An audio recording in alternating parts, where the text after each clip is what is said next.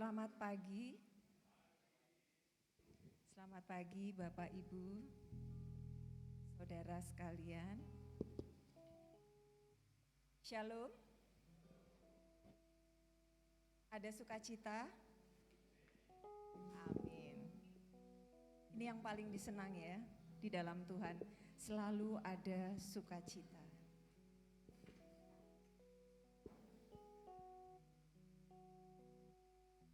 Saya mengundang Bapak Ibu Saudara, anak-anak sekalian. Kita masuk dalam ibadah raya pada hari Minggu pagi ini, tanggal 25 Januari. Sudah masuk dalam bulan pertama dan di tanggal yang akhir. Kita persiapkan hati kita. Sekiranya ada yang mengganggu konsentrasi kita selama kita beribadah, tolong disingkirkan terlebih dahulu. Karena kita akan melihat bagaimana Allah sungguh mengasihi kita. Dan itu ada dalam janjinya. Dan Dia mengikat dirinya dengan janjinya sendiri. Mari saudara, kita singkirkan apa yang bisa menghalangi konsentrasi kita pada pagi hari ini, terutama HP. Tolong dimatikan.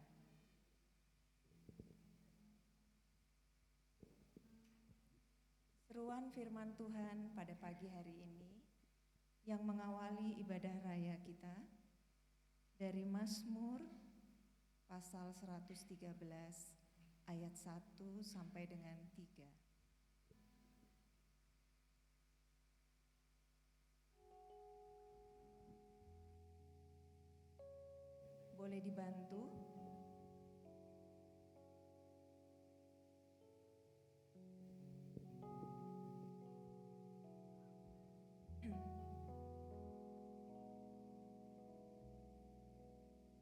Haleluya. Pujilah hai hamba-hamba Tuhan. Pujilah nama Tuhan.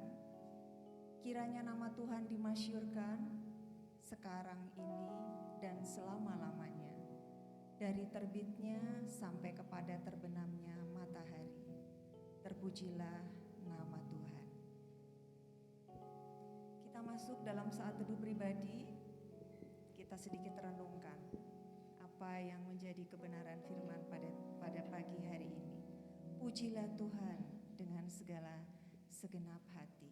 Kita minta untuk Roh Kudus menolong kita, karena Dia satu-satunya pribadi yang bisa membuat kita bertekuk lutut di hadapan-Nya dan mengalahkan segala yang sedang kita hadapi pada hari ini.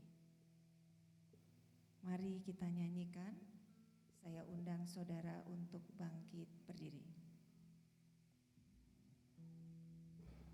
Kita bawa hati kita datang ke hadirat Tuhan dan meminta Roh Kudus untuk menolong kita sepanjang ibadah kita pagi ini.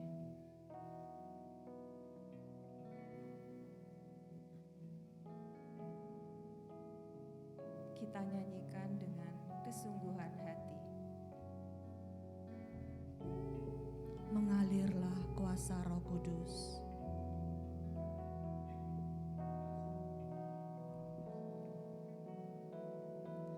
Mengalirlah kuasa Roh Kudus. Mengalirlah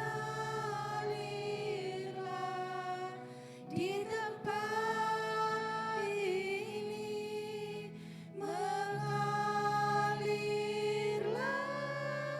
Oh Roh Kudus di hidupku, di hidupku, mengalirlah kuasa Roh Kudus. Mengalirlah kuasa Roh Kudus. Mengalirlah di tempat ini. Mengalirlah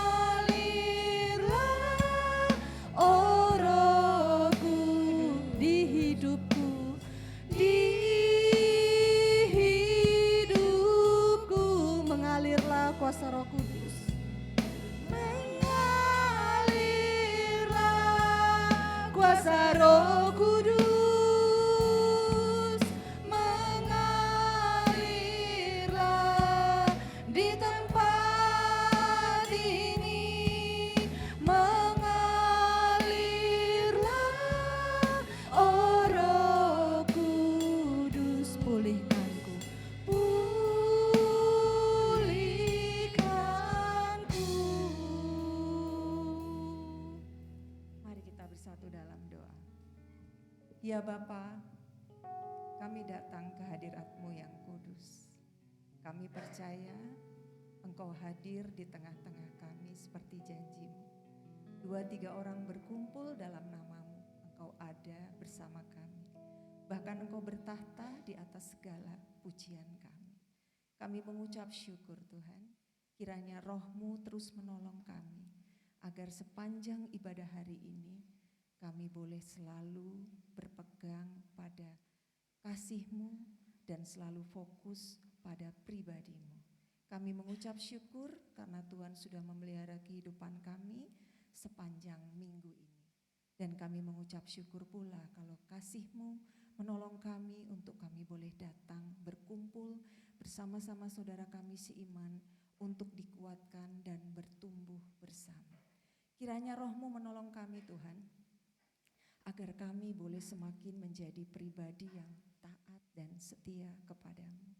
Sehingga ketika Engkau bercermin dalam diri kami, pribadi-Mu ada dalam hidup kami. Ampunkan segala dosa, kelemahan dan kekurangan kami Tuhan. Dan kami mau menyerahkan ibadah kami sepanjang hari ini ke dalam tangan-Mu. Engkau berkati Bapak Gembala Sidang yang nanti akan melayani kami melalui kebenaran firman-Mu. Jadikan kami tanah yang subur Tuhan, agar kebenaran firman-Mu boleh tertanam dalam hati kami. Dan kiranya Roh-Mu memampukan kami untuk melakukannya dalam kehidupan kami sehari-hari. Terima kasih Tuhan Yesus atas kasih yang tidak pernah terbatas, atas pribadi yang tidak pernah lelah berjuang atas hidup kami. Dalam nama Tuhan kami Yesus Kristus, kami berdoa dan mengucap syukur. Amin. Silakan Bapak Ibu untuk duduk kembali.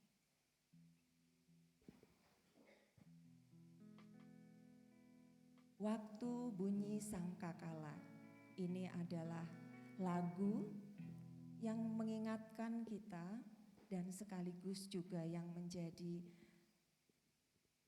peringatan buat kita ketika Tuhan memanggil kita, apakah kita ada? Mari saudara, sambil menyanyikan lagu ini kita renungkan dalam kehidupan kita secara pribadi.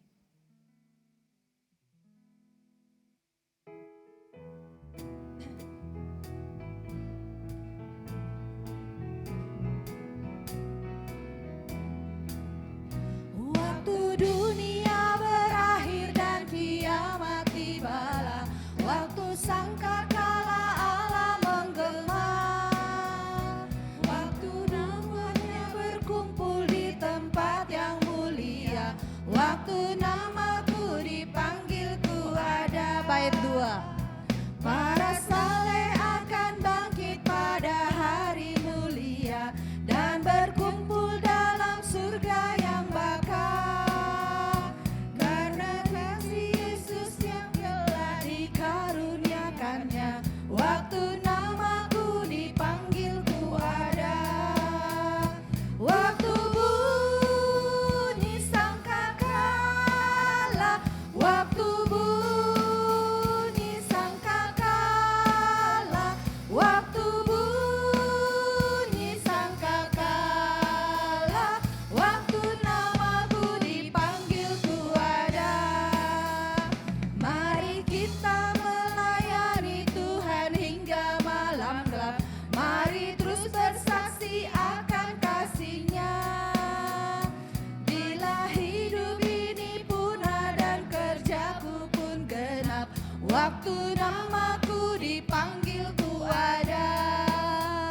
Waktu bunyi sangkakala, waktu bunyi sangkakala, waktu bunyi sangkakala, waktu namaku dipanggil ku ada.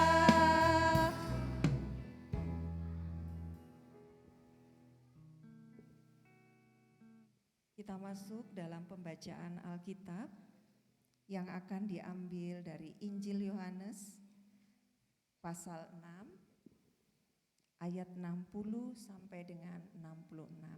Kita membacakannya dari mimbar kepada Jemaat, saya persilakan saudara untuk bangkit berdiri.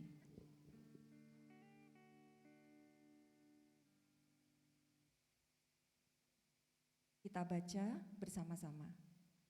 3, 4. Sesudah mendengar semuanya itu, banyak dari murid-murid Yesus yang berkata, "Perkataan ini keras. Siapakah yang sanggup mendengarkannya?" Yesus yang di dalam hatinya tahu bahwa murid-muridnya bersungut-sungut tentang hal itu, berkata kepada mereka, "Adakah perkataan itu menggoncangkan imanmu? Dan bagaimanakah jikalau kamu melihat Anak Manusia naik ke tempat di mana ia sebelumnya berada? Rohlah yang memberi hidup, daging sama sekali tidak berguna. Perkataan-perkataan yang kukatakan kepadamu adalah roh dan hidup. Tetapi di antaramu ada yang tidak percaya, sebab itu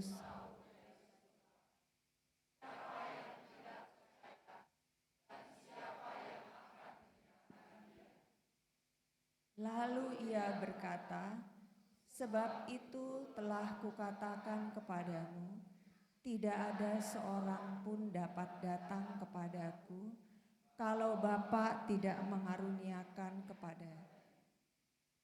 Mulai dari waktu itu, banyak murid-muridnya mengundurkan diri dan tidak lagi mengikuti dia. Amin. Nanti akan diperjelaskan, akan direnungkan oleh Bapak Pendeta Hosea. Silakan jemaat untuk duduk kembali.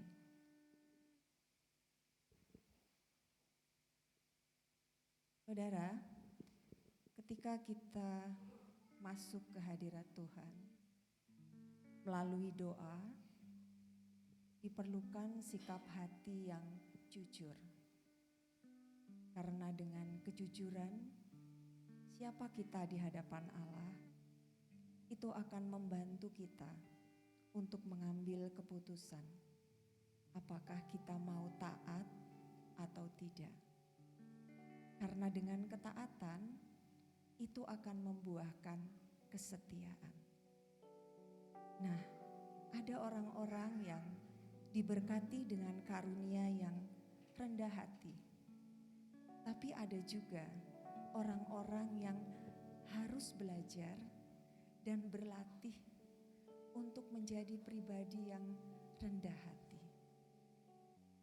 Sebaiknya kita jujur, sekarang ini kita ada di hadapan Dia, ada di posisi yang jujur atau tidak. Karena dengan kejujuran, apa yang menjadi doa kita, yang menjadi ibadah kita, yang menjadi pelayanan kita tidak akan pernah sia-sia. Waktu yang tepat.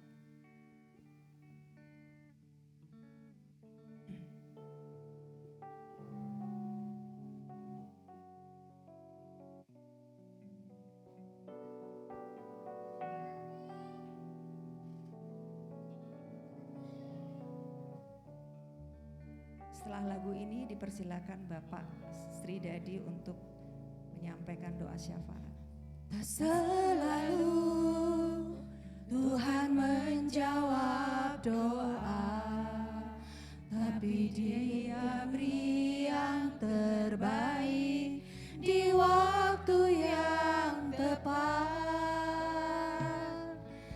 Izinkanlah Tuhan untuk bekerja, yang mustahil menjadi mungkin oleh karena percaya. Yesus mendengar lebih dari yang kudoakan. Yesus menjawab lebih dari yang kuharapkan.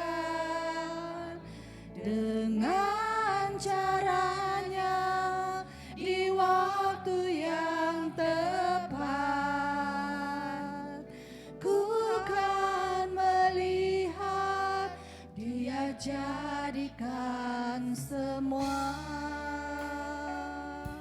Tak selalu.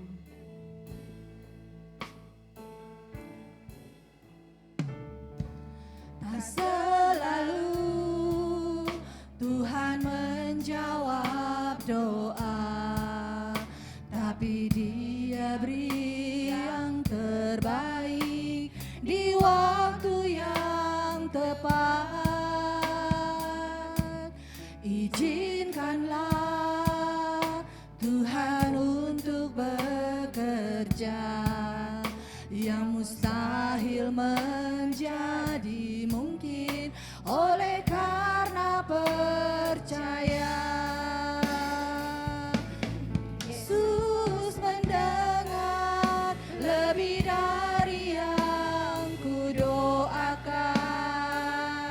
Yesus menjawab lebih dari yang kuharapkan. Dengan caranya di waktu yang tepat,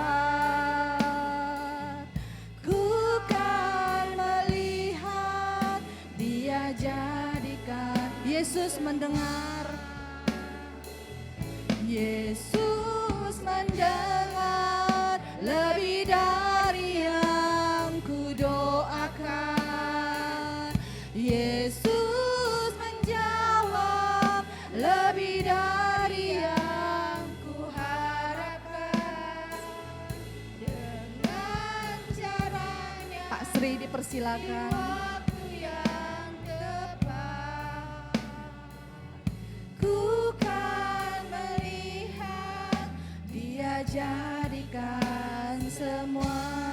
Ku kan melihat, ku kan melihat Dia jadikan semua. Ku kan melihat, ku kan melihat Dia jadikan semua. Amin Tuhan, amin. Amin. Bapa yang Maha Tinggi, kami bersyukur kepada Tuhan karena Tuhan akan memberikan kepada kami sesuai dengan rencana dan kehendak Tuhan sendiri. Kami percayakan Tuhan, diri kami penuh ke dalam tangan Tuhan. Perjalanan hidup kami ada di dalam tangan kasih sayang-Mu. Terima kasih untuk Roh Kudus yang selalu bersama-sama dengan kami dimanapun kami berada, kemanapun kami pergi, apapun yang kami kerjakan. Karena kami tahu bahwa tangan kasih sayang-Mu senantiasa menyertai kami. Terima kasih untuk perhatian Tuhan yang luar biasa atas kami sekalian. Itu sebabnya Tuhan, dengan penuh kerendahan hati kami, jemaat Tuhan, di hadapan hadirat Tuhan, memohon pertolongan Tuhan, berkat Tuhan turun atas negara kami, atas bangsa kami, atas kota Cimahi maupun kota Bandung. Tuhan, kirimkanlah saat-saat pertobatan kepada setiap orang, baik di Cimahi, di Bandung, di bangsa kami, bahkan seluruh negeri ini. Kami rindu Tuhan bahwa setiap orang akhirnya mengenal Tuhan Yesus Kristus sebagai jalan, kebenaran, dan hidup. Dan semua orang mendapat keselamatan abadi yang dijamin oleh Tuhan. Dengan segala kerendahan hati kami mohon pertolongan Tuhan.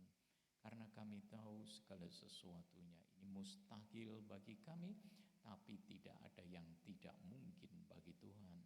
Dan Tuhan merencanakan yang terindah untuk negeri kami yang kami sayangi ini.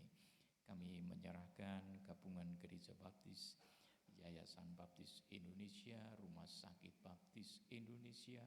Tuhan berkenan memakainya untuk memasyurkan nama-Mu, sehingga melalui gabungan Gereja Baptis, melalui Yayasan Baptis, melalui Rumah Sakit Baptis, Tuhan, lebih banyak orang yang mendengar dan mengenal nama-Mu, dan semuanya datang pakailah kami semua untuk menjadi sarana pemberitaan kabar baik firman-Mu. Tuhan, kami menyerahkan saudara-saudara kami yang sudah berusia ke dalam tangan kasih sayang-Mu. Kiranya kami semua Tuhan tetap dipakai Tuhan untuk menjadi teladan bagi anak-anak muda kami, supaya semua anak-anak muda kami boleh kami tuntun dengan kekuatan Tuhan untuk senantiasa dekat dengan Tuhan, senantiasa mengasihi Tuhan, karena Tuhan telah mengasihi kami dengan kasih yang tidak terbatas. Kami bersyukur karena Tuhan menganugerahi anak-anak muda kami dengan kekuatan, sehingga mereka dapat melaksanakan tugas-tugas mereka dengan sebaik-baiknya. Kami tahu semuanya itu karena kasih karunia Tuhan bagi mereka. Kami menyerahkan pekerjaan mereka, studi mereka, pelayanan mereka, teman hidup mereka, Tuhan yang akan mengatur untuk mereka semua.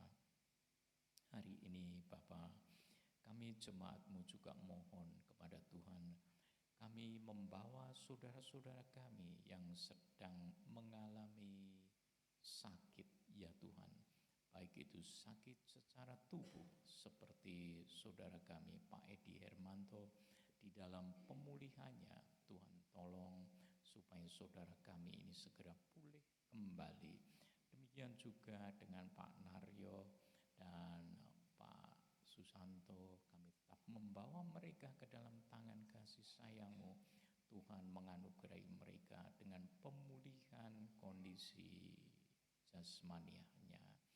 Kami juga berdoa Tuhan, jikalau ada di antara kami jemaat-Mu ada pergumulan-pergumulan tertentu, tolonglah kami supaya kami tidak putus asa menghadapi kabut tebal di depan kami, karena kami punya keyakinan Tuhan yang mengendalikan hidup kami. Jadilah kehendak-Mu ya Tuhan. Jikalau ada di antara kami yang sedang sakit hati, Tuhan tolong supaya kami bisa ada pemulihan kembali yang dituntun oleh Roh Tuhan, sehingga kami tidak lagi memiliki hambatan-hambatan tertentu di dalam batin kami untuk senantiasa bersyukur kepada Tuhan. Kalau ada yang luka batin kami ya Tuhan, kami mohon pertolongan Tuhan, pulihkanlah kami supaya sukacita daripada-Mu menyertai kami senantiasa. Kami menyerahkan diri kami penuh ke dalam tangan kasih sayang Bapa. Lepaskanlah kami dari hal-hal yang tidak baik. Anugerahkan kami kemampuan untuk dapat mengampuni orang yang bersalah kepada kami, supaya kami tidak dikendalikan oleh rasa tidak senang kami ya Tuhan, tapi supaya kami benar-benar berserah penuh ke dalam tangan kasih sayang-Mu. Tuhan, jalan-jalan kami Kau maklumi, dan jalan-jalan kami terbuka di hadapan hadirat-Mu. Itu sebabnya dengan segala kerendahan hati kami menyerahkan diri kami, hidup kami, perjalanan kami penuh ke dalam tangan kasih sayang-Mu. Seluruh masa depan kami ada di dalam kendali Tuhan sendiri. Terima kasih untuk janji-janji Tuhan yang telah Tuhan sampaikan lewat firman-Mu. Tuhan, genapilah janji-janji-Mu bagi kami semua, karena kami percaya bahwa Tuhan akan memenuhi semuanya bagi kemuliaan nama-Mu. Kami percaya bahwa segala sesuatunya datangnya daripada-Mu, oleh-Mu, untuk-Mu, dan kepadamu lah segala kemuliaan sampai selama-lamanya. Kami serahkan seluruh ibadah kami dari awal sampai akhir ke dalam tangan Tuhan. Tuhan mengurapi kami semua, supaya kami semua dapat beribadah dengan benar dalam roh dan kebenaran. Dalam Tuhan kami, Yesus Kristus. Amin.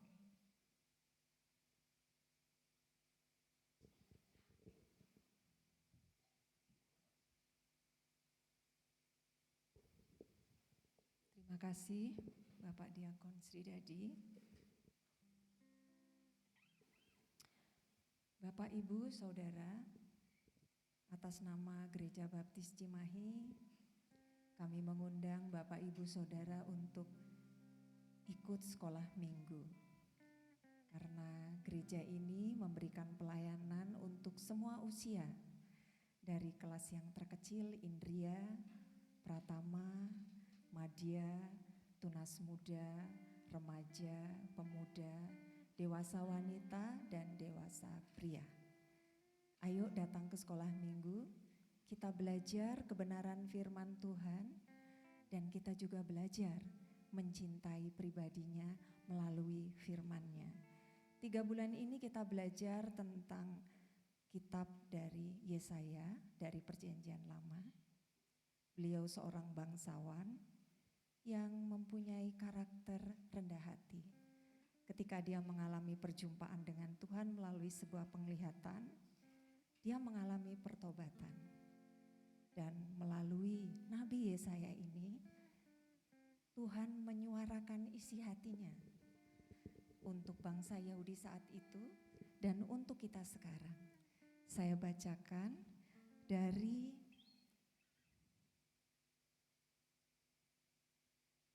Yesaya pasal 49 ayat 1, ayat 15 dan 16. Dengarkan, dapatkah seorang perempuan melupakan bayinya sehingga ia tidak menyayangi anak dari kandungannya?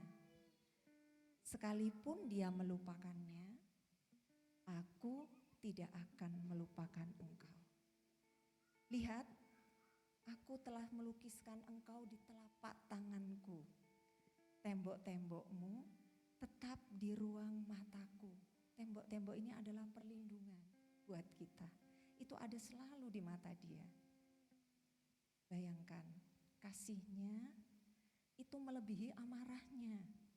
Kalau kita lihat di Yesaya, banyak sekali nubuatan-nubuatan tentang penghukuman.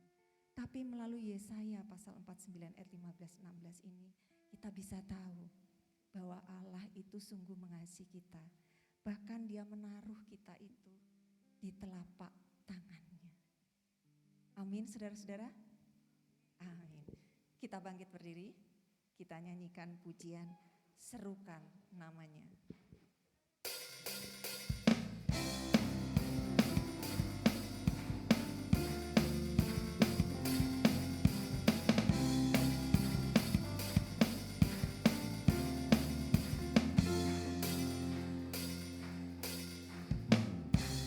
Tuhanku Maha Kuasa, Raja segala kuasa, Raja segala raja.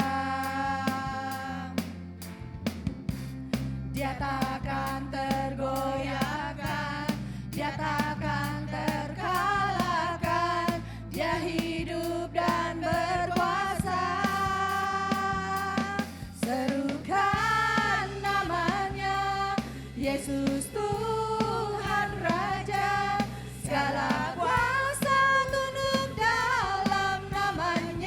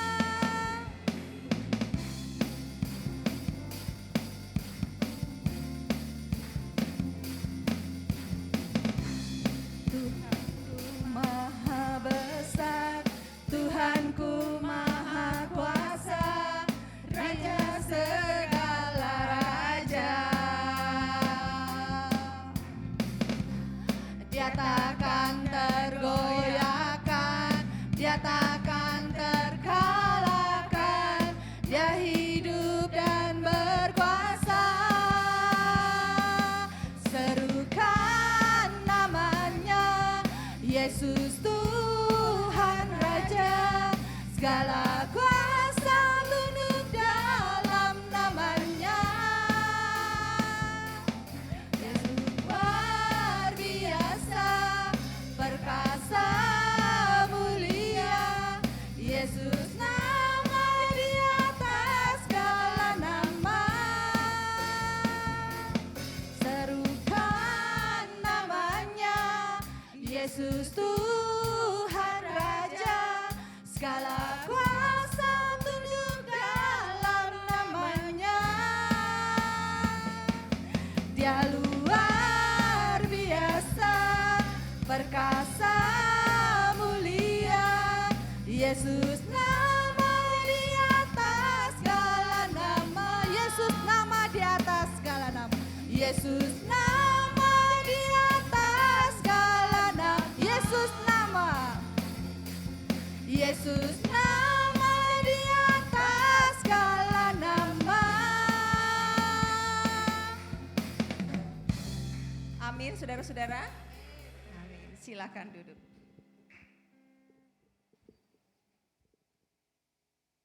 Kita masuk dalam persembahan dan perpuluhan. Kami persilahkan keluarga Bapak Susanto.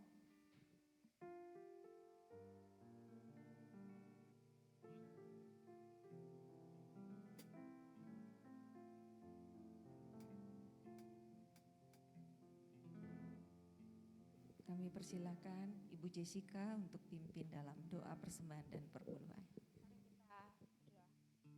Allah Bapa yang dalam surga, terima kasih untuk satu minggu yang penuh kita ini Bapa, satu minggu yang luar biasa. Kami serahkan dalam tangan-Mu. Kami berdoa juga untuk semua saudara-saudara kami yang ditimpa musibah belakangan ini. Terima kasih Bapa, berkati persembahan dan perpuluhan kami ini.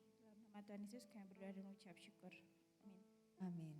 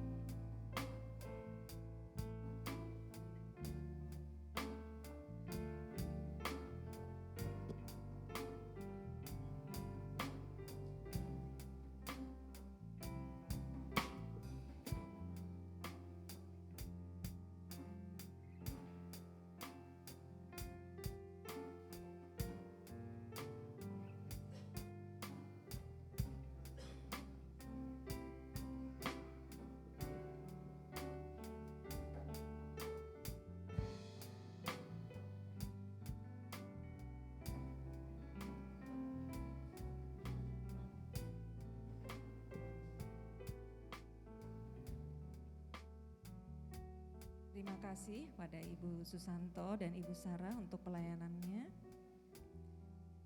Sebelum kita masuk dalam renungan pada pagi hari ini yang disampaikan oleh Bapak Pendeta Hosea, menjadi murid yang tangguh. Kita akan dilayani dengan persembahan lagu dari duo. Kami persilakan.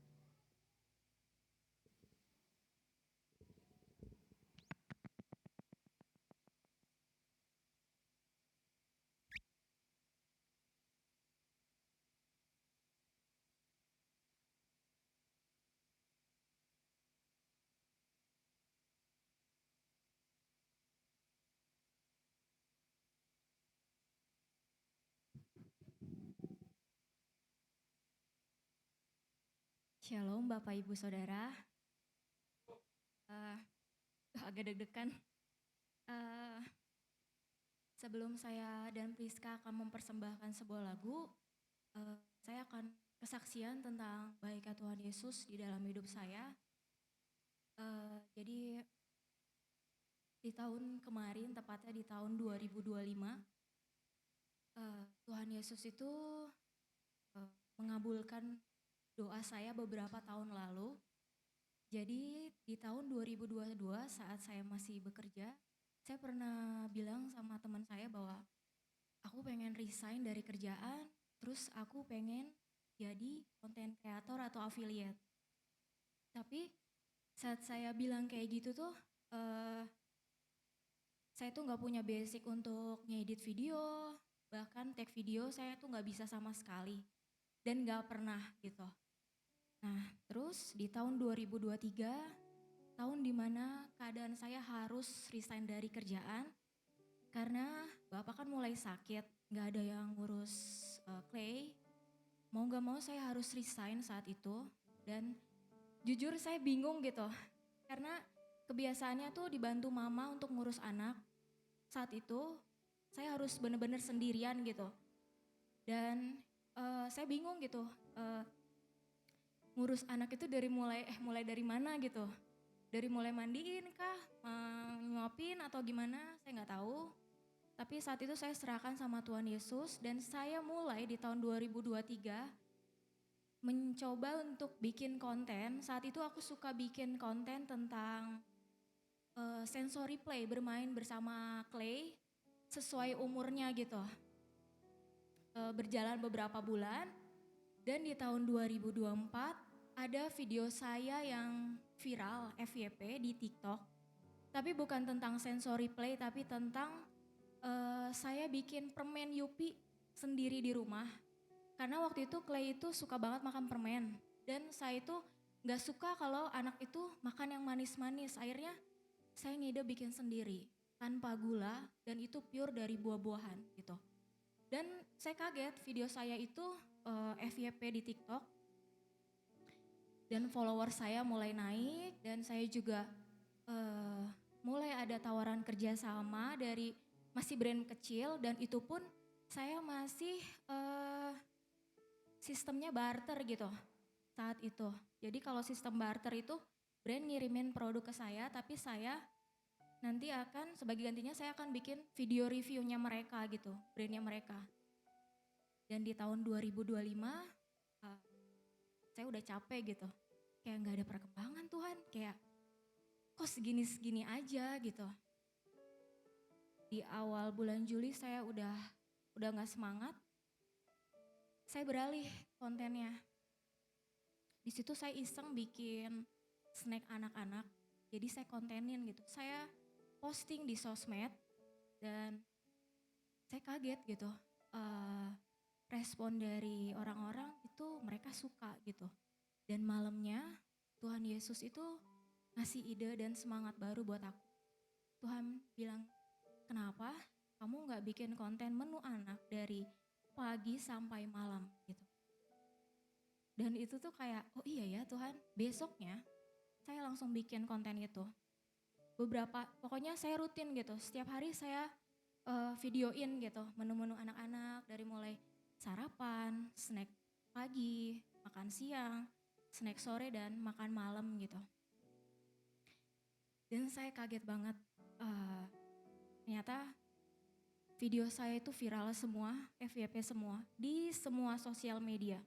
Bahkan yang tadinya Instagram saya itu sepi, sekarang justru kayak, kok bisa gitu. Saya bilang sama Tuhan, ini mah kayaknya Instagram saya gak bisa berkembang. Tapi ternyata kalau Tuhan sendiri yang kasih ide buat saya gitu, kayak luar biasa Tuhan, kayak di luar pikiran saya gitu. Tuhan kasih itu semua. Dan dari situ follower saya mulai naik. Saya mulai, puji Tuhan saya mulai ditawarin kerjasama oleh brand-brand besar. Dan sistemnya puji Tuhan udah gak barter lagi. Jadi setiap saya buat video brand mereka tuh saya udah dibayar gitu. Dan puji Tuhan juga saya dipilih sebagai salah satu brand ambassador di salah satu produk susu anak. Itu hal yang menurut aku nggak pernah saya pikirin gitu, tapi Tuhan Yesus kasih gitu. Saya nggak punya basic apapun, tapi Tuhan Yesus mampukan. Dan Tuhan Yesus sendiri yang ngajarin aku dari yang nggak bisa apa-apa sekarang jadi aku bisa. Bahkan banyak orang-orang yang, aku suka nih sama konten kamu, suka banget liatnya gitu. Bahkan kalau aku nggak posting gitu, kayak ditanyain, kok nggak posting kak? Aku nungguin nih. Aku kayak, wah ternyata ada ya orang yang nungguin konten aku gitu. Dan dari sini mungkin kesaksian saya ini bisa jadi inspirasi buat para ibu rumah tangga. Karena dulu jujur ya, saya itu pernah mikir bahwa jadi ibu rumah tangga setelah menikah apalagi punya anak dan kerjaan itu di rumah, itu gak bisa ngapa-ngapain. Kayak ya udah di rumah aja ngurus anak gitu. Aku kadang pernah iri dengan orang yang masih bisa bekerja gitu. Aku pengen gitu, tapi ternyata Tuhan kasih jalan lain. Dan baiknya Tuhan Yesus ajarin aku. Dari yang gak bisa apa-apa sampai sekarang.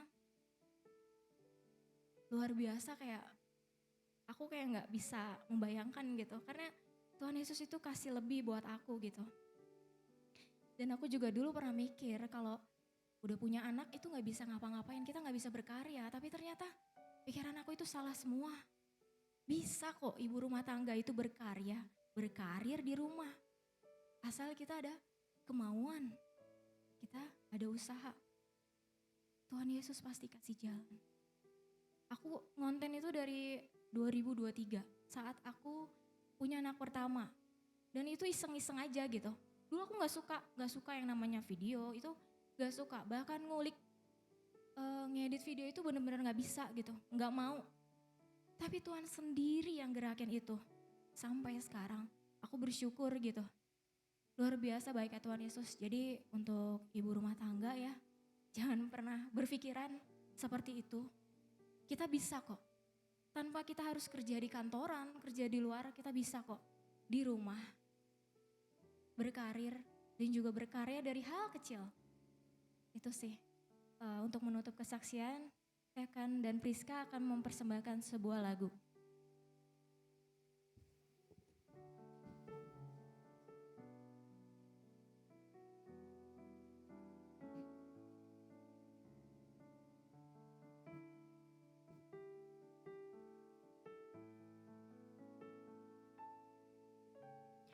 Satu hal yang ku rindu,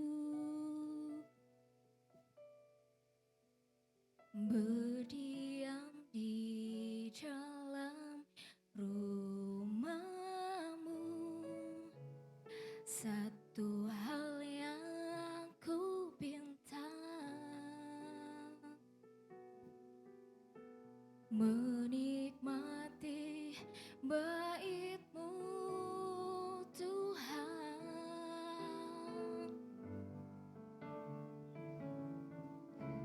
Satu hal yang ku rindu, berdiam di dalam rumah-Mu. Satu hal yang ku pinta, menikmati bait-Mu Tuhan.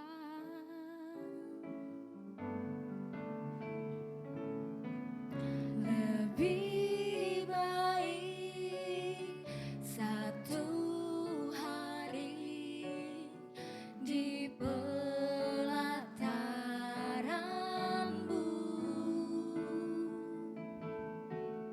daripada 1000 hari di tempat lain.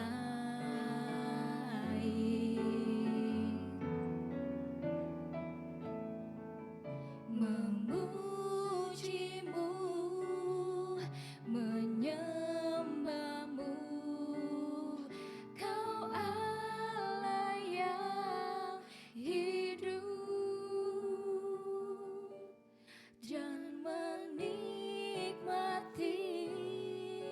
semua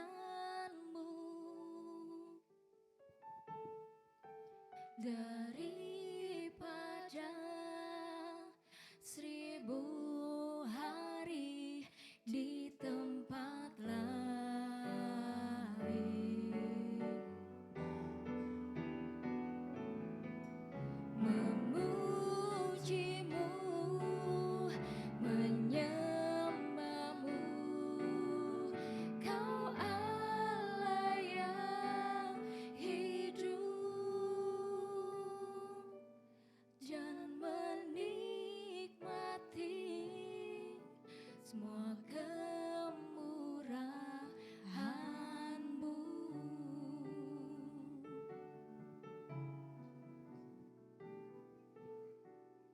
Dan menikmati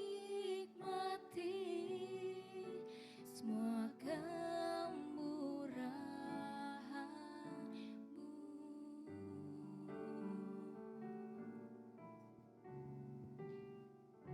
Terima kasih.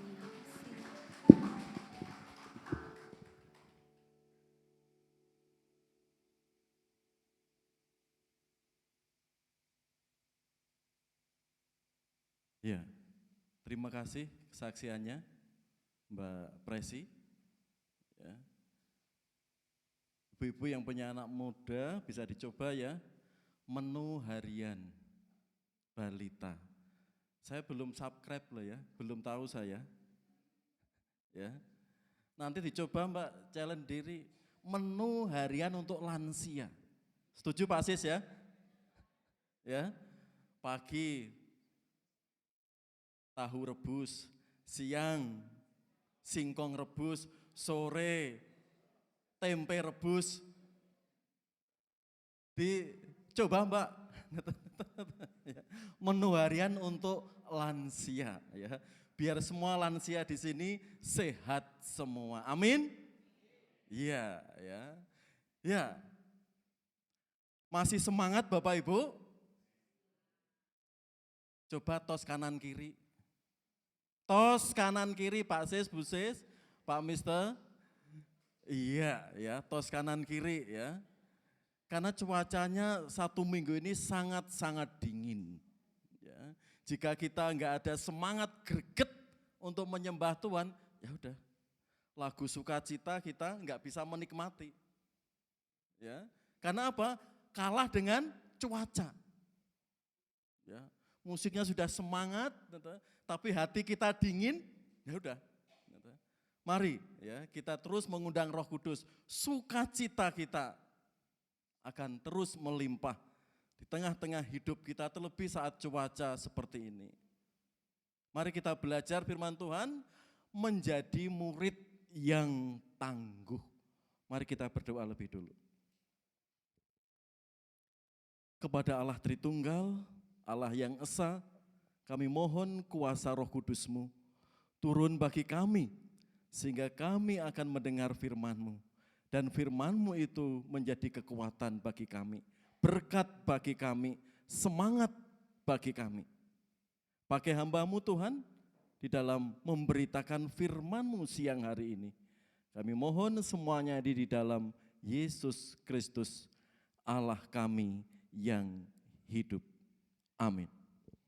Ya, murid yang tangguh. Mari kita lihat bersama-sama bagaimana murid yang tangguh itu.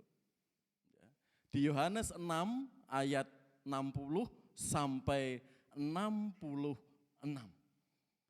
Bicara tentang ketangguhan, kekuatan saudara, ada binatang di bumi ini yang paling tangguh, yang paling kuat. Sudah tahu siapa? Atau binatang apa? No, ya, bukan kecoa. Tapi di sini ya, beruang air atau tardigrades ya, tardigrades. Itu menurut para pengamat, para ilmuwan dunia kebinatangan ya, melihat ini binatang yang paling tangguh di muka bumi. Ukurannya sangat kecil, ya, 0,3 sampai 1 milimeter. Kalau 1 senti aja kan sangat pendek, ini setengahnya senti enggak ada, sangat kecil. Habitatnya, hidupnya di lumut, di tanah lembab, air tawar, dan laut. Di puncak gunung, di daratan, maupun di dasar laut, dia bertahan hidup. Tahan di cuaca dingin maupun panas. Ya, dari suhu 0 derajat sampai 130 derajat, makhluk ini tahan banting.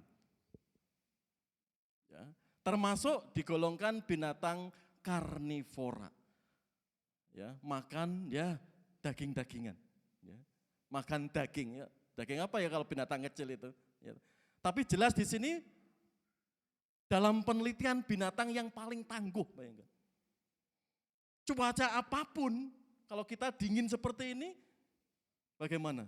Kadang encok kumat ya Pak Sri ya, Diakon Wadoyo ya. Kalau cuaca panas, keringetan terus, kadang kepala pening. Kalau dingin seperti ini, enaknya ngemil dan tidur ya Pak Robert ya. Di rumah kan seperti itu, makan hangat-hangat, tidur. Ya. Tapi binatang ini saudara paling tangguh di muka bumi. Saking ketangguhannya di sini, sebut beruang air. Karena bentuknya seperti beruang, tapi kakinya di sini ada 8. Kita akan melihat seperti apa ketangguhan murid-murid Yesus saat ada badai dalam hidup. Apakah setangguh beruang air atau tardigrades di sini? Kita lihat murid yang tangguh. Kita akan melihat dulu latar belakang Yohanes 6, 60 sampai 66 di sini.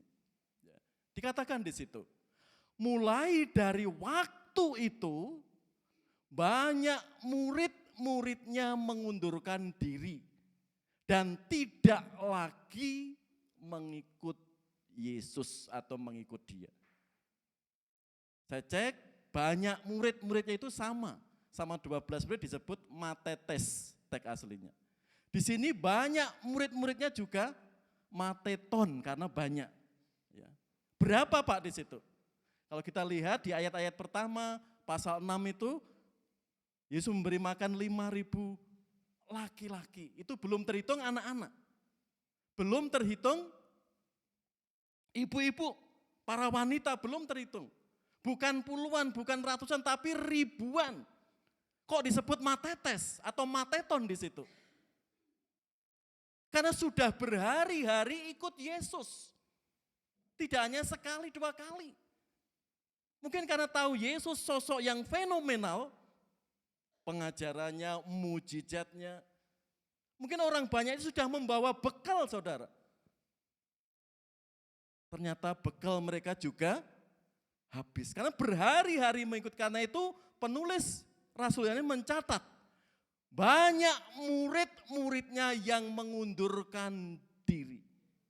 Dan tidak lagi mengikut dia. Mungkin bertanya, mengapa mengundurkan diri? Mengapa pergi meninggalkan Yesus? Kita akan lihat. Ya. Mengapa para murid mengundurkan diri? Pertama, memiliki motivasi yang salah dalam mengikut Yesus. Dikatakan di situ, ayat 26 ya, Yohanes 6 ayat 26, Yesus menjawab mereka, aku berkata kepadamu sesungguhnya kamu mencari aku, bukan karena kamu telah melihat tanda-tanda, melainkan karena kamu telah makan roti itu dan kamu kenyang. Ya. Ini para murid di situ. Yang pertama ada niat, ada motivasi yang salah di dalam mengikut Kristus. Motivasinya apa? Masalah perut. Kalau sudah menyangkut perut itu masalah pekerjaan.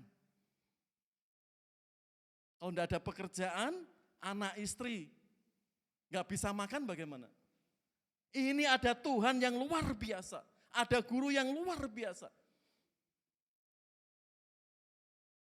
Bahkan belas kasihannya luar biasa. Hanya 5 roti 2 ikan, ribuan orang itu sampai kenyang. Bahkan sisa makanan roti dan ikan tersebut. Perhatikan, bukan karena mereka telah melihat tanda-tanda, melainkan karena kamu telah makan roti itu dan kamu kenyang. Saudara, ayat ini menantang kita, men-challenge kita. Apa motivasi saudara mengikut Kristus? Hanya mengejar dudukan? hanya mengejar berkat, hanya supaya bisa makan dan minum, kelak bisa seperti orang banyak ini, kecewa dan mengundurkan diri kepada Yesus. Jika kita amati saudara, banyak orang motivasi mengikut Kristus karena masalah. Masalahnya numpuk dan numpuk. Lalu dia datang kepada Kristus, ikut Yesus. Tapi setelah masalahnya selesai, masalahnya sudah tidak ada, dia pergi. Karena motivasinya apa? Masalah. Jadi masalah bisa orang membawa kepada Yesus, atau sebaliknya kadang, menjauh kepada Kristus. Tapi umumnya orang datang kepada Kristus masalah. Saya mau rajin ke gereja, tapi Tuhan selesaikan dulu masalah saya. Beri saya pekerjaan dulu. Beri kecukupan saya dulu. Semuanya beres. Aku siap ikut Yesus. Orang motivasi mengikut Kristus karena berkat. Ini memang berkat, sukacita lo menerima berkat. Tapi tatkala berkat itu belum hadir dalam diri kita, doa-doa itu belum terjawab, kita akan terkena apa? Teologi kesuksesan atau teologi kemakmuran. Karena saudara berbondong-bondong orang mengikut Kristus motivasinya berkat. Kalau fenomena sekarang gimana Pak? Enggak satu pendeta, dua pendeta. Enggak dari kalangan baptis. Banyak pemuda-pemuda berbondong bergerindong dari gereja A ke gereja B, melihat gereja A ke gereja C. Menikmati berkat. Di situ ada artis, AC-nya, pujiannya. Tapi rasa tanggung jawab ke gerejanya nol. Tanggung jawab, pokoknya ke gereja. Ini fenomena saudara, tantangan gereja, tantangan pemimpin-pemimpin gereja. Sehingga pertumbuhan gereja hanya perpindahan. Di sana ada masalah pindah lagi. Di sana ada masalah pindah lagi. Karena motivasinya salah. Jadi ke gereja itu cuma seperti minum pil ekstasi. Di gereja, sukacita, masalah hilang. Hanya sesaat. Keluar gereja nol, gak ada komitmen. Mendengar khotbah yang keras langsung sensitif. Gak ada tanggung jawab untuk gerejanya. Ini masalah kedua yaitu berkat.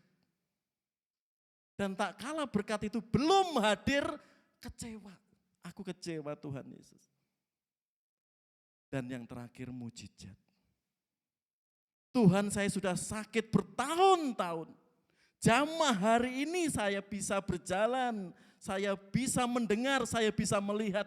Lalu aku akan menyerahkan hidupku ke tangan kuasa-Mu Tuhan. Ada.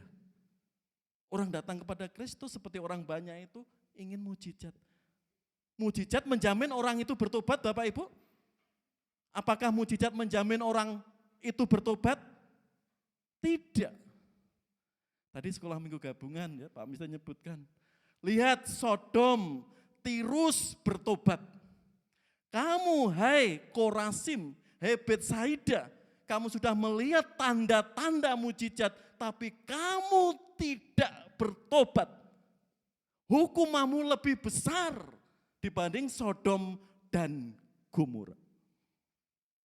Yesus mengecam luar biasa saudara.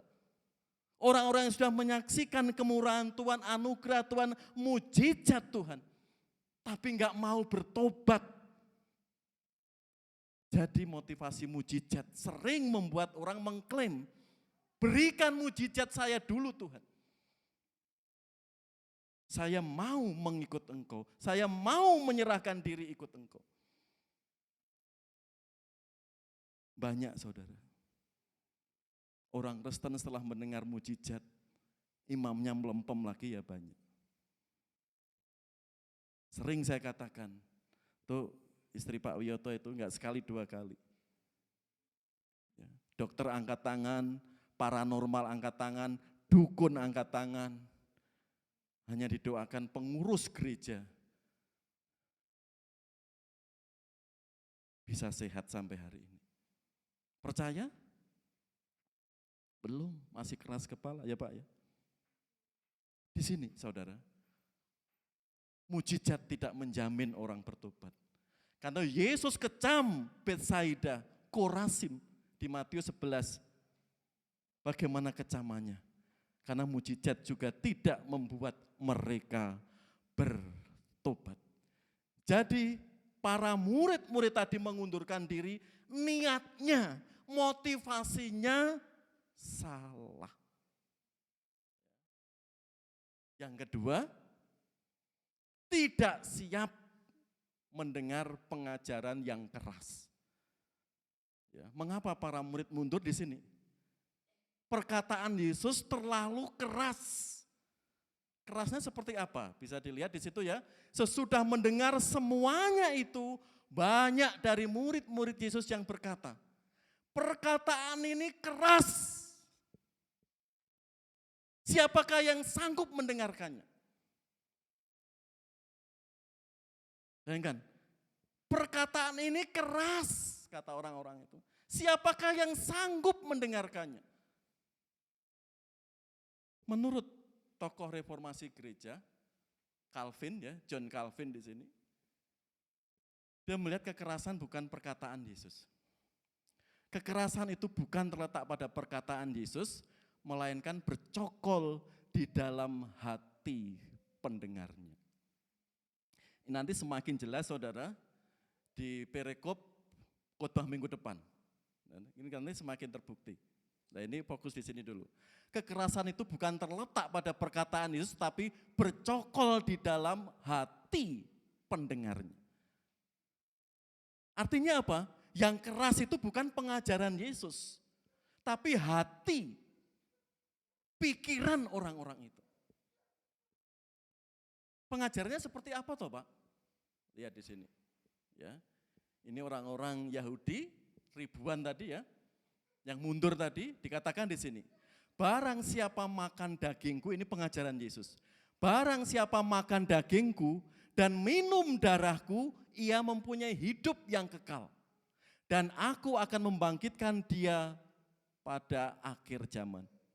Sebab dagingku adalah benar-benar makanan dan darahku adalah benar-benar minuman.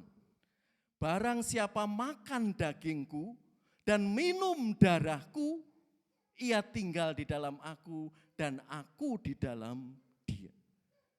Ini saudara, kalau orang memahami pengajaran itu literally, secara harafiah, dilihat luarnya saja. Ini sebab dagingku adalah benar-benar makanan dan darahku. Apalagi pendengar atau orang-orang yang mendengar pengajaran itu semuanya orang-orang Yahudi. Yang artinya orang Yahudi itu mengharamkan makan darah. Di sini Yesus menekankan itu. Barang siapa makan dagingku dan minum darahku, ia tinggal di dalam aku dan aku di dalam dia. Nah ini diterima literal, harafiah saja. Tidak dilihat makna di balik pengajaran ini apa. Yaitu peristiwa kematian Yesus. Bagaimana tubuh Yesus yang tercambuk itu. Dan darahnya yang tercurah itulah untuk pengampunan dosa. Lalu dikatakan yang terakhir itu. Barang siapa minum dan makan darahku, ia tinggal di dalam aku dan aku di dalam dia. Antum murid enggak terima saudara. Selain niat motivasi yang salah tadi, dia mengira pengajaran Kristus itu sangat-sangat keras. Pernah Bapak Ibu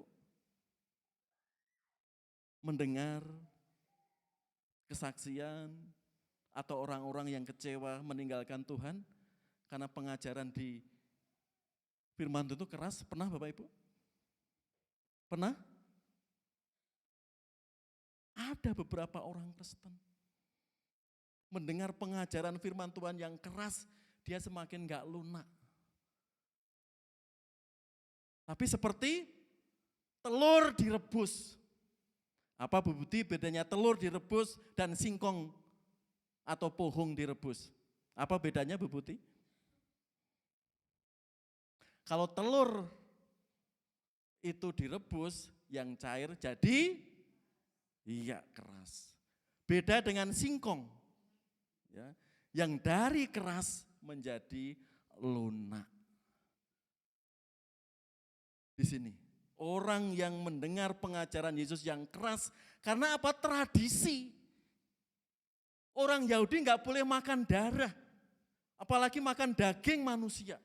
Sangat-sangat berlawanan dengan hukum. Tradisi kok Yesus mengajarkan ini. Lebih baik pergi, ini terlalu keras. Aku nanti terpapar pengajaran yang sesat.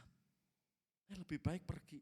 Sudah niatnya salah dan menafsirkannya juga salah. Ini saudara, kalau tradisi itu menguasai otak kita, pikiran kita, firman Tuhan sering dikalahkan. Banyak orang menghormati leluhurnya, saudaranya, sampai firman Tuhan di bawah. Karena di situ dia merasa tersinggung dengan pengajaran Yesus itu. Lebih baik pergi, lebih baik mengundurkan diri daripada terus mengikuti Yesus. Karena itu ada pesan Paulus kepada jemaat di Ibrani, ya. Sebab sekalian kamu, kamu jemaat di Ibrani, ditinjau dari sudut waktu sudah seharusnya menjadi pengajar. Tapi kamu masih perlu lagi diajarkan asas-asas pokok dari penyataan Allah.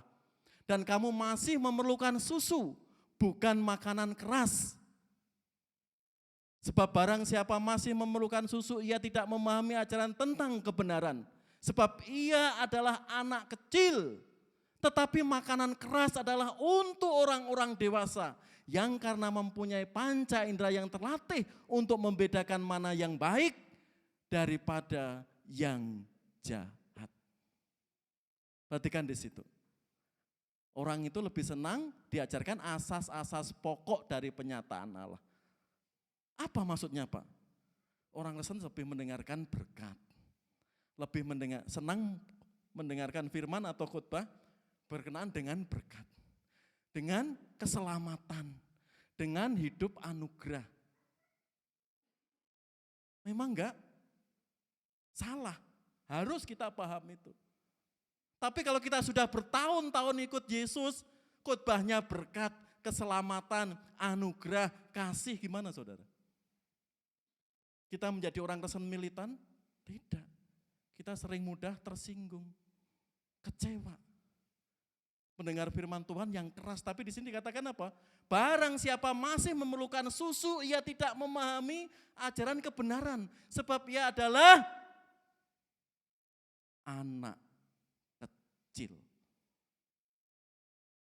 Gio, ya, itu masih disusui ya, Pak Niko ya, oleh mamanya. Betul ya? ASI. Caca masih ASI? Mana Pak Presi tadi? Masih ASI. Kalau dikasih Sprite gimana Pak? Pernah ngasih Gio Sprite Pak? Kena ngasih Caca singkong, kacang Garuda, kacang atom? Pasti enggak. Itu untuk orang-orang dewasa. Makanan minuman orang dewasa. Demikian juga saudara, ya, makanan keras adalah untuk orang-orang yang dewasa. Yang karena mempunyai panca indera yang terlatih untuk membedakan yang baik daripada yang jahat. Pertanyaannya, pengajaran yang keras itu apa Pak? Tadi sekolah minggu sudah disebut. Salah satunya perpuluhan. Ya, Bapak Ibu jika sudah kerja belum mengembalikan milik Allah, itu kejahatan. Bahkan Nabi Maliaki mengatakan apa? Apa? Seperti pencuri, seperti perampok. Jadi katakan, mosok Tuhan butuh uang saya, Pak. Itu mengajarkan kita supaya kita enggak serakah, tahu mana yang milik Allah, mana bagian mentaati firman Allah.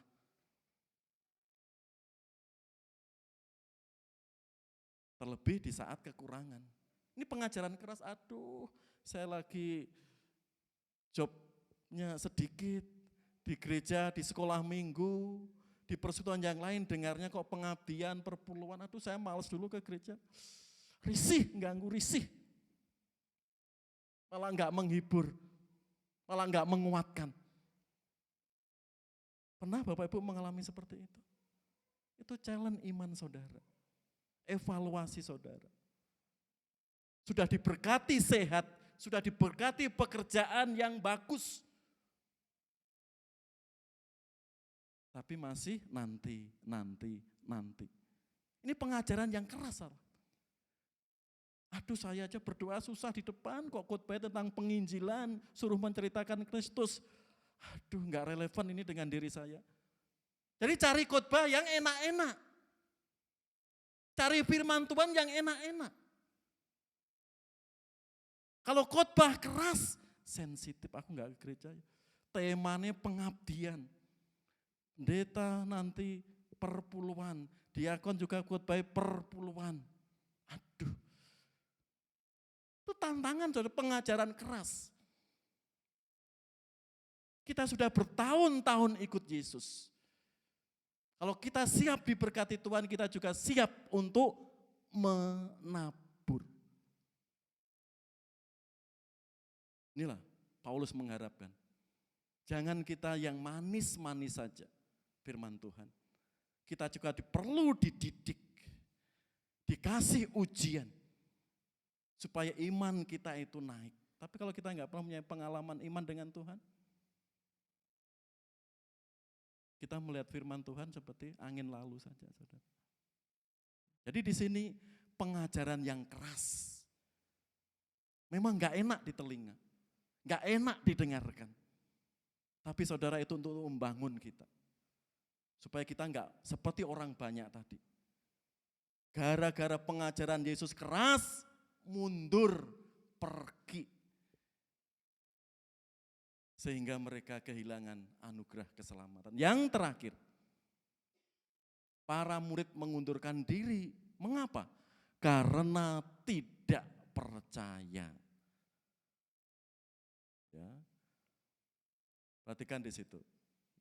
Mungkin sering didiskusikan ya, di kelompok-kelompok PA, di sekolah minggu, di sekolah-sekolah teologi. Mengapa si A murtad? Mengapa si B murtad? Mengapa ayah saya murtad? Ya tadi niatnya juga sudah salah, saudara. Ya, kalau betul-betul dia ikut Yesus dengan tulus dan ikhlas, saudara, hal itu enggak akan terjadi. Karena keselamatan itu anugerah. Karena itu diperlukan apa? Percaya. Jadi orang banyak itu mengundurkan diri karena tidak percaya. Tetapi aku telah berkata kepadamu, sungguh pun kamu telah melihat aku, ini di ayat sebelumnya ya, yang tadi tidak kita baca. Sungguh pun kamu telah melihat aku, kamu tidak percaya. Maka bersungut-sungutlah orang Yahudi tentang dia. Karena ia telah mengatakan, akulah roti yang telah turun dari surga. Kata mereka, respon orang banyak itu. Bukankah ia ini Yesus anak Yusuf yang ibunya Bapak kita kenal? Bagaimana ia dapat berkata, aku telah turun dari surga? Jawab Yesus kepada mereka, jangan kamu bersungut-sungut. Bersungut-sungut itu jangan kamu ngomel, jangan kamu ngedumel. Nah di sini. Karena melihat sosok Yesus secara apa? Sudah lahir dari keluarga Yusuf dan Maria. Kok dia mengatakan turun dari surga? Ini menyalahi fakta. Betul kan orang itu? Tapi nyatanya Yesus menilai apa? Sesungguh pun kamu telah melihat aku ya, sudah melihat tanda-tanda tadi, kamu tidak percaya. Bayangkan, Yesus mengkritik mereka. Karena mereka hanya melihat, dia dari keluarga Yusuf dan Maria. Kita sudah tahu kelahirannya, kampungnya, saudara-saudaranya, sudah tahu. Kok dia mengajar kita dari surga, turun dari surga, menghayal orang ini. Di situ. Sungguh pun kamu telah melihat aku, kamu tidak percaya. Melihat apa? Tanda-tandanya. Lihat awal pasal 6, pasal 4.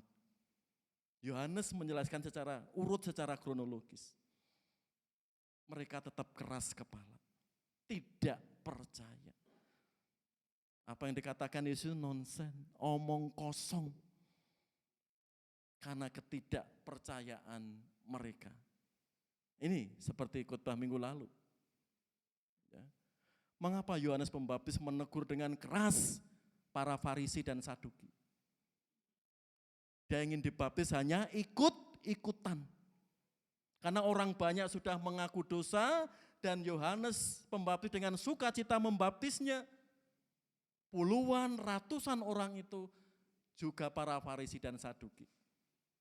Seharusnya Yohanes Pembaptis apa? Senang, bangga. Orang-orang kaya, orang-orang yang mempunyai kedudukan, datang untuk dibaptis. Tapi respon Yohanes Pembaptis apa? Di situ.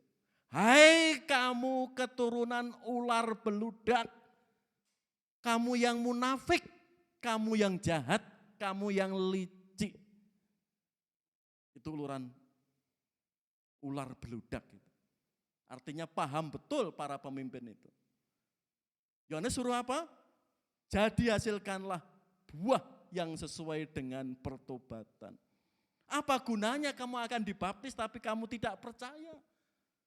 Kamu percaya dulu, tunjukkan buah pertobatanmu. Itu maksud Yohanes Pembaptis. Tapi orang-orang Farisi ini dongkol. Padahal orang Farisi Saduki ini enggak akur, saudara. Tapi untuk menjatuhkan Yohanes, apalagi menjatuhkan Yesus, mereka bersatu. Bersatu. Secara politik beda politiknya. Ya. Saduki merah politiknya. Mungkin Farisi bisa biru politiknya. Beda, tapi untuk menjatuhkan Yohanes dan Yesus, satu mereka, sepakat. Karena itu Yohanes mengkritik, hasilkanlah buah yang sesuai dengan pertobatan. Artinya apa? Percaya dulu, mengaku dosa dulu. Karena belum percaya, karena itu Yohanes dengan keras mengkritik para Farisi dan Saduki di situ. Kan itu dikatakan di sini. Karena sekalipun mereka melihat, mereka tidak melihat. Dan sekalipun mereka mendengar, tetapi mereka tidak mendengar. Dan tidak mengerti.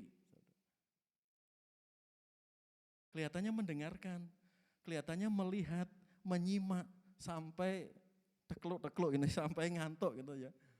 Memperhatikan. Ditanya nyambung. Tapi dikatakan apa oleh Yesus kepada orang-orang yang tidak percaya itu?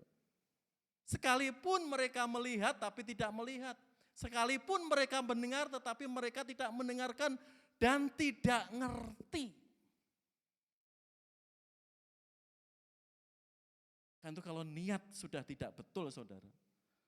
Diajari metode apapun, saudara, udah masuk telinga kiri, keluar telinga kanan. Masuk telinga kanan, keluar telinga kiri. Kalau sudah niatnya itu enggak betul seperti itu. Apapun kalau niatnya enggak betul. Mau ke gereja, karena jadwal pelayanan. Kalau enggak ada jadwal lebih baik tidur. Lebih baik tidur. Nanti dengarkan rekamannya. Karena ada jadwal. Gak ada kerelaan, aku sudah diberkati Tuhan seminggu ini. Aku diberi kesehatan, diberi kelancaran. Atau meskipun doaku belum terjawab, saya datang kepada Tuhan dengan segenap jemaat, dengan sukacita.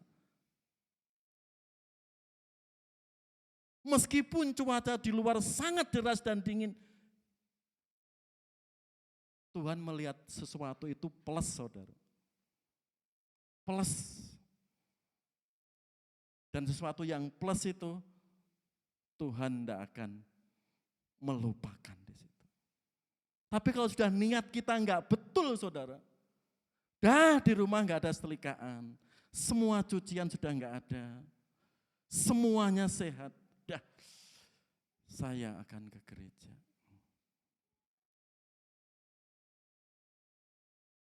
Niatnya, Tuhan melihat niat di situ. Dan niat itu Tuhan apresiasi. Karena apa?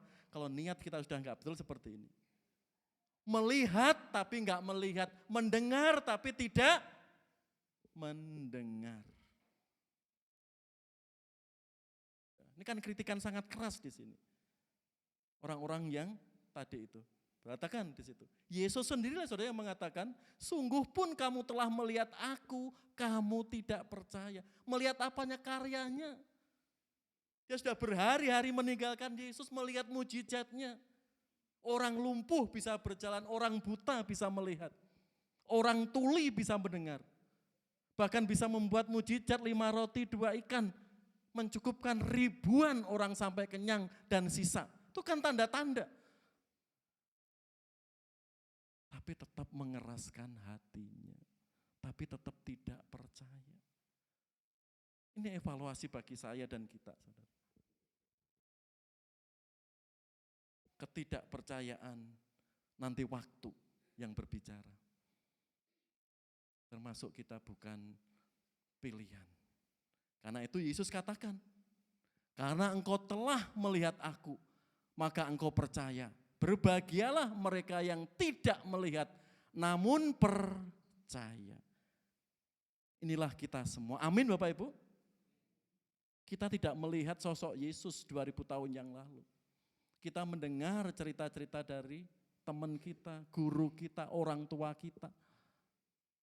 Merespon dengan iman. Dikatakan apa? Berbahagialah mereka yang tidak melihat, namun percaya.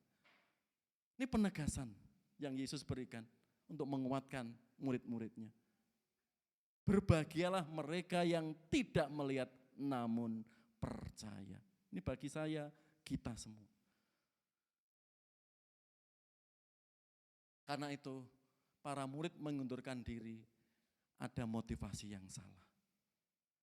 Karena pengajaran Yesus yang sangat keras.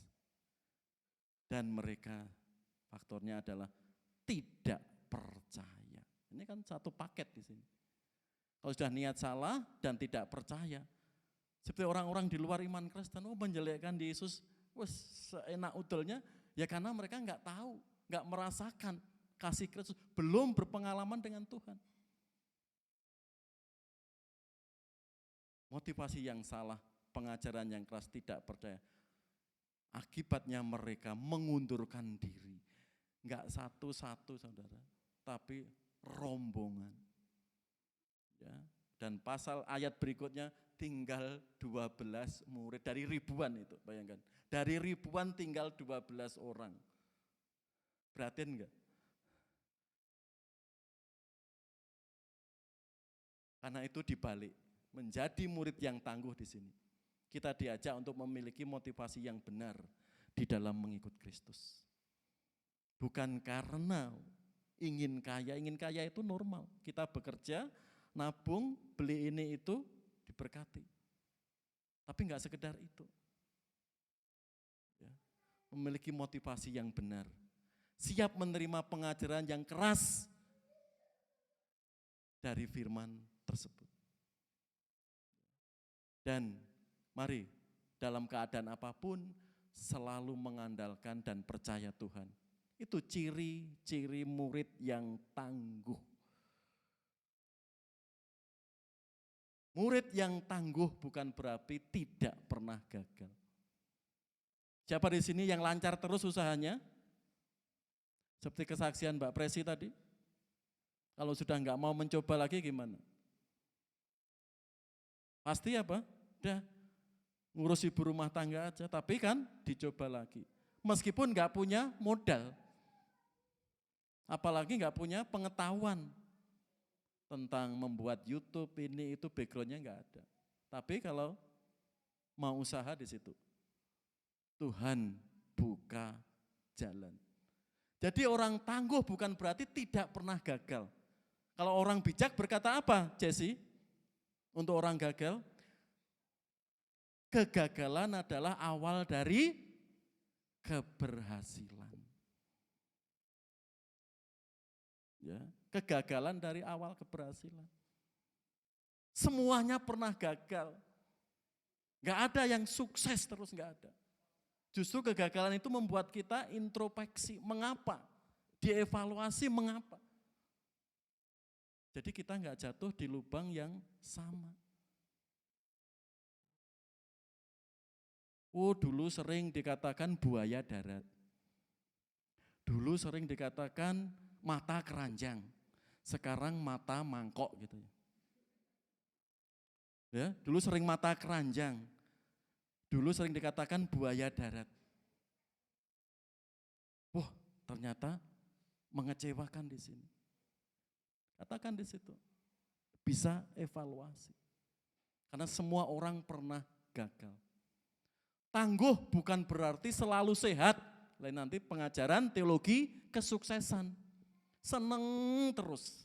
Berkat terus. Pokoknya sehat. Kalau sakit sedikit ditengking. Ditengking dalam nama Yesus. Ya. Mengklaim, berdoanya sejam, 2 jam, baca firman-Nya, kayak memaksa Tuhan. Apakah ada seperti? Ada, saudara. Ya. Ingin selalu sehat. Semua, saya semuanya ingin sehat. Gak ingin semuanya sakit. Tapi kadang kita juga sakit. Orang tangguh bukan berarti bebas dari masalah. Oh, si A itu luar biasa, enggak pernah ada masalah. Si B itu luar biasa, enggak pernah ada masalah. Semuanya saudara orang mempunyai masalah. Entah kesehatan, pekerjaan, gitu. Ya, hubungan dengan keluarga, hubungan dengan tetangga, ya, masalah pelayanan, dan lainnya. Bukan seperti itu. Ya. Tapi bagaimana kita bisa keluar dari masalah itu. Ya. Tangguh bukan berarti bebas dari masalah. Yang keempat, tangguh bukan berarti selalu diterima. Ini semuanya yang selalu jalannya rata, mulus, ya Pak. Ya. Siapa? Enggak ada kan? Kadang ditolak, kadang dikecewakan, kadang dikhianati. Orang tangguh kadang tidak selalu diterima. Bagaimana melihat penolakan? Cinta, pekerjaan, ya, menyakitkan. Di situ. Jadi tangguh bukan berarti selalu diterima. Kadang ditolak, kadang dikecewakan. Bagaimana bisa bangkit? Tangguh bukan berarti tidak pernah jatuh. Siapa yang selalu sehat terus, nggak pernah jatuh siapa? Minggu yang lalu saya jatuh dari motor. Ya. Saya mau setelah ibadah selesai, semua pulang. Itu Mahraman servis komputer karena hard disk yang di sana sudah penuh semua. Ganti, saya servis motor. Ke bengkel motor di situ. Belok di bawah pohon rambutan itu. Langsung ya bunda saya. Akhirnya minta tolong Diki, tolong serviskan motornya ini. Ya, bundas, rasanya ya kempeng-kempeng badan. Karena anak istri lihat TV, enggak lihat Lah pas Maraman di depan CCTV ditunjukkan. Mereka ngakak. Anak istri ngakak. Dan gimana tuh? Kok iso jatuh gitu? Ya. Ya, rekamannya ada. Terlihat CCTV-nya. Waktu di sini dulu ya gitu ya. Waktu banyak orang baru sini itu mixernya yang ini kok enggak ada, Mas. Iya ya, tadi semuanya ada di sini. Kok enggak ada ya? Waktu gantian ini dulu juga gitu. Coba dilihat CCTV Mas nanti. Walah, bodoh semua. Ternyata dipasang di bawah mixer. Apa ya? Mixer itu ya Mas ya. Di situ. Ya. Karena enggak ngasih tahu. Langsung pikiran ini nanti ada orang masuk, lihat aja CCTV-nya biar terlihat. Jadi di sini kalau Bapak Ibu ngantuk itu terlihat nanti ya di situ. Ya, terlihat nanti. Ya. Nah, di sini Saudara, ya, pentingnya gitu ya. Kadang ada CCTV perlu karena ada latar belakang ya toh. Orang yang enggak diundang dulu pernah masuk di gereja kita. Ya, karena itu teman-teman pasang CCTV ya untuk mencegah itu. Nah di sini Saudara, tangguh bukan berarti tidak pernah gagal. Selalu sehat bebas dari masalah, selalu diterima. Tidak pernah jatuh. Tapi tangguh kita bisa menguasai keadaan. Ya, murid yang tangguh mari kita belajar dari Paulus di sini. Aku tahu apa itu kekurangan dan aku tahu apa itu kelimpahan dalam segala hal dan dalam segala perkara. Tidak ada sesuatu yang merupakan rahasia bagiku. Baik dalam hal kenyang maupun dalam hal kelaparan. Baik dalam hal kelimpahan maupun dalam hal kekurangan. Segala perkara dapat kutanggung di dalam Dia yang memberi kekuatan bagiku. Keluar masuk penjara dia. Bahkan menulis ini karena dia sedang di penjara Saudara.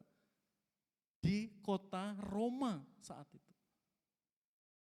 Kan itu saat lapar, saat berkelimpahan, segala perkara susah, senang, sedih, dan sebagainya campur aduk di situ. Bisa dia lalui. Karena apa? Dia menghidupi apa? Injil tersebut. Dia betul-betul memiliki pengenalan yang luar biasa dengan Allah. Karena dia dikatakan salah contoh murid Yesus yang paling tangguh. Mari Saudara, kita belajar. Situasi kondisi apapun, saat diberkati tetap bersyukur. Saat belum diberkati kita juga bersyukur. Amin Bapak Ibu. Di situ saat masalah belum selesai, mari kita lalui bersama Tuhan. Apapun di situ, kita belajar mengandalkan Tuhan. Kalau kita mengandalkan diri sendiri, kita sering kecewa. Kalau kekecewaan itu terus dipelihara Saudara, kita akan meninggalkan Yesus. Yang rugi siapa? Kita. Di dunia sudah rugi, kelak hidup akan datang semakin rugi. Mari kita belajar mempunyai niat motivasi yang benar. Siap menerima pengajaran yang keras dan selalu mengandalkan Tuhan. Amin. Mari kita berdoa.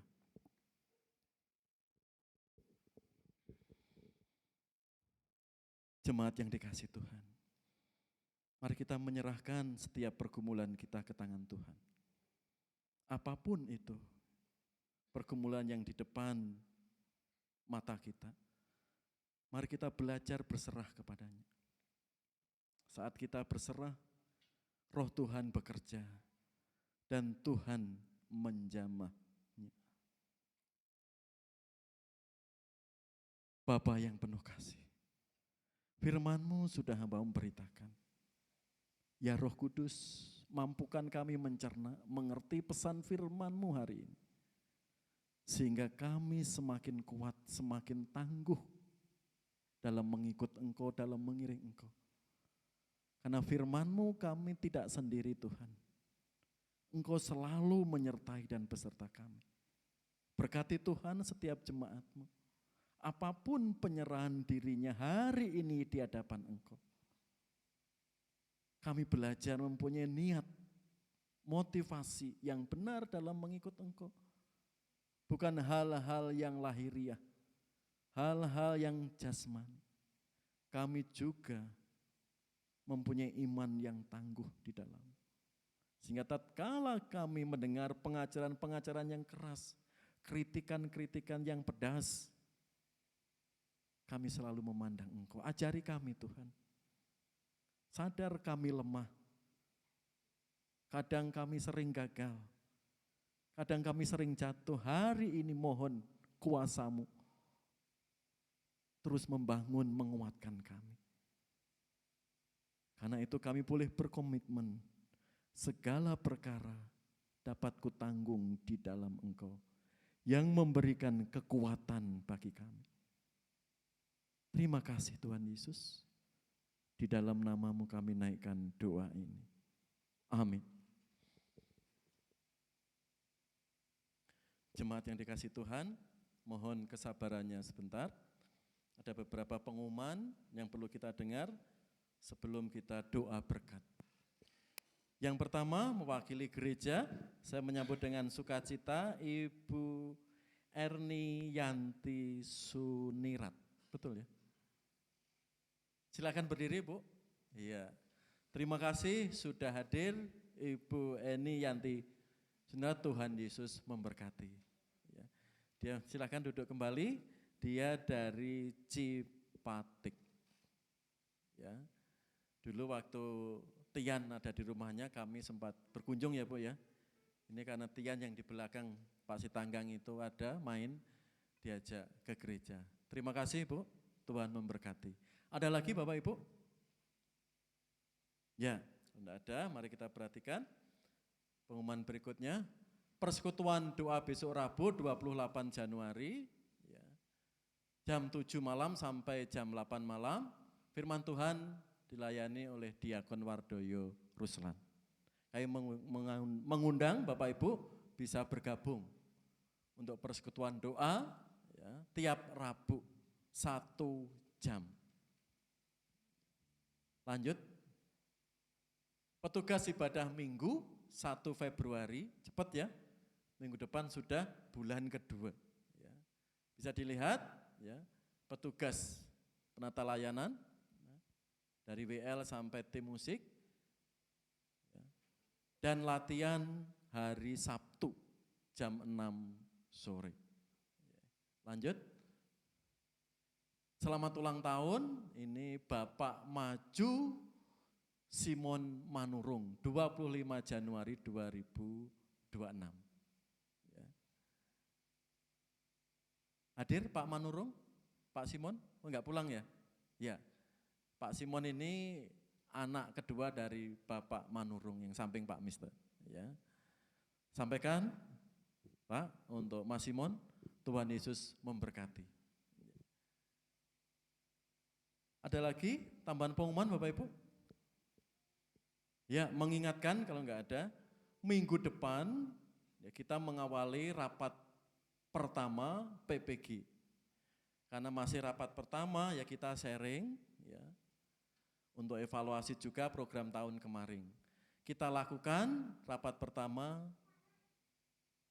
lewat daring ya, online via Google Meet nanti ya.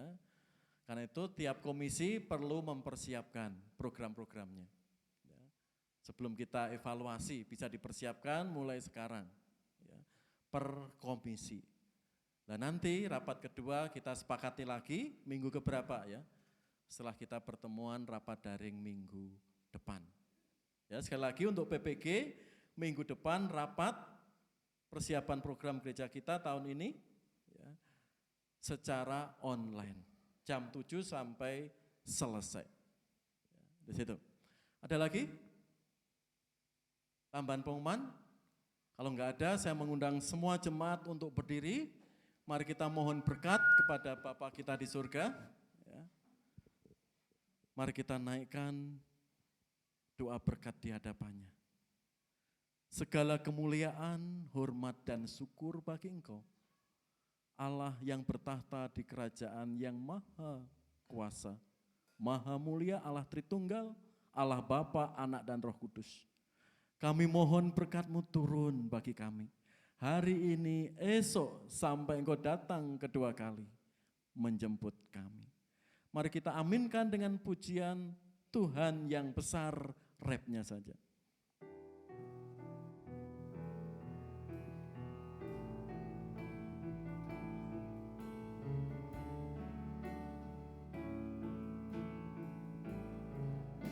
Punya Tuhan yang besar, yang telah berjanji dan sanggup menggenapi firman-Ku, bersepakat percaya kuasa-Nya, ku terima sekarang kemenangan. Sekali lagi dengan sepenuh hati kita pujikan kornya saja.